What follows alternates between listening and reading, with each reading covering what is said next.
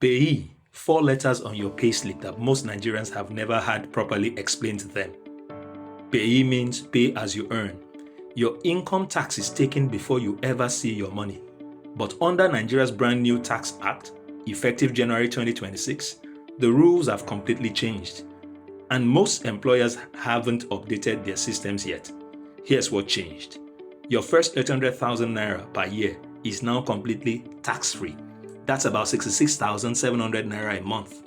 If you earn at or below that, you owe zero income tax, nothing. Above that, it's progressive. 800,000 naira to 3 million is taxed at 15%, 3 million to 12 million at 18%, up to 25% at the very top. Your employer might still be using the old rates, which means you could be losing money every single month.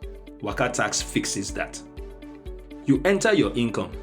It automatically separates what's taxable, what's exempt, and what isn't even your money.